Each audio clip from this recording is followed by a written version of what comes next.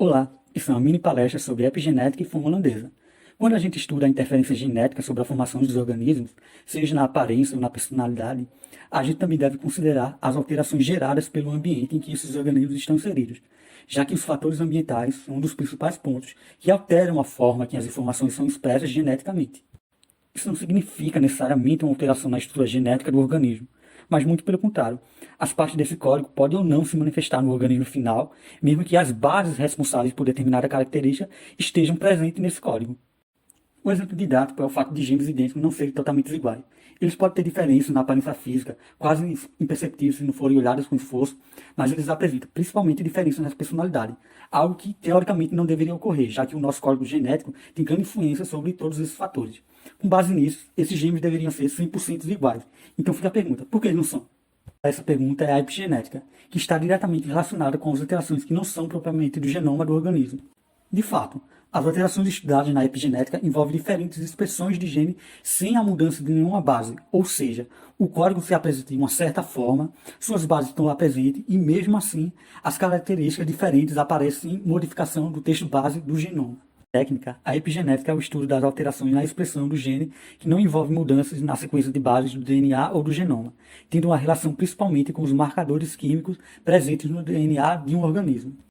A parte da sequência do DNA pode possuir marcações que indicam o que, quando ou se não será expresso.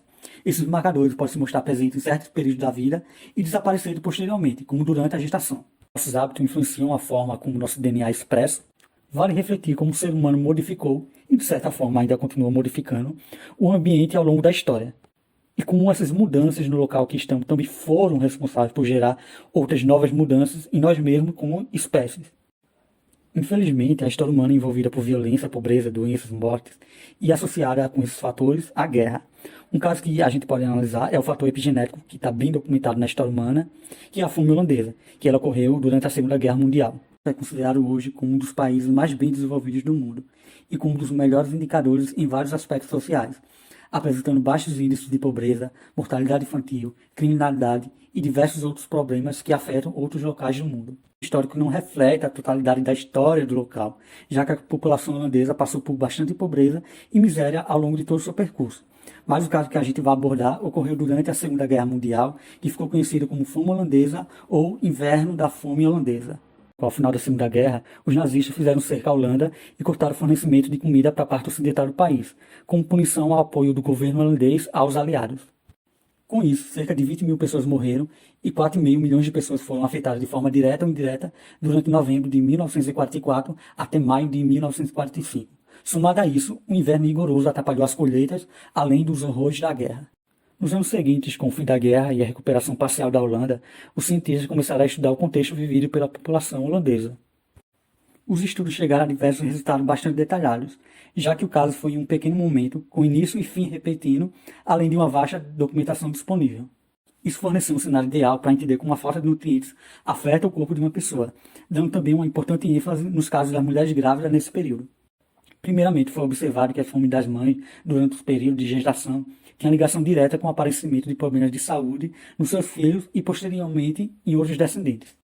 Além disso, o momento que as mães foram expostas à fome também alterou os tipos de doenças que apareciam nos seus filhos.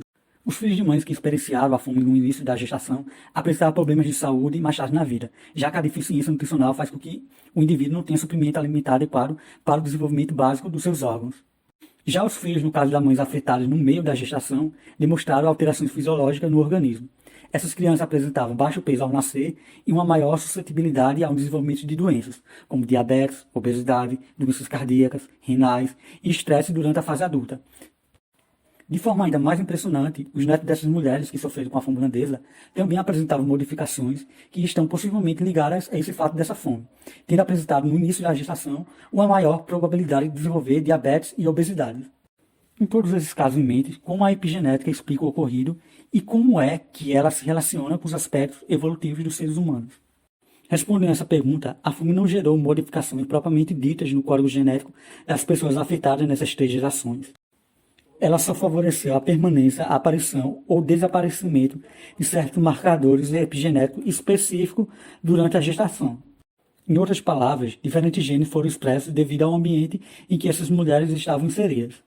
Isso possibilitou a aparição de doenças nessas crianças, já que muitas dessas marcações genéticas herdadas são eliminadas durante a gestação para que não ocorra problemas no desenvolvimento e formação da criança. Agora, falando na relação evolutiva dessa questão, quando o organismo consegue ajustar a expressão dos seus genes como uma resposta rápida a essas alterações drásticas no ambiente, isso pode ser visto como uma forma de acelerar a adaptação do organismo, e nesse caso, essas adaptações aceleradas podem ser passadas para a prole. Não necessariamente com mudança genética, mas com mudanças epigenéticas, expressando características que podem servir como uma melhor adaptação ao ambiente, sem mudanças na base do código genético. Mas essas alterações não são tão duradouras assim, já que essas modificações feitas por marcadores são observadas em até 3 gerações, aparecendo nos netos dessas mulheres afetadas, mas não posteriormente a isso.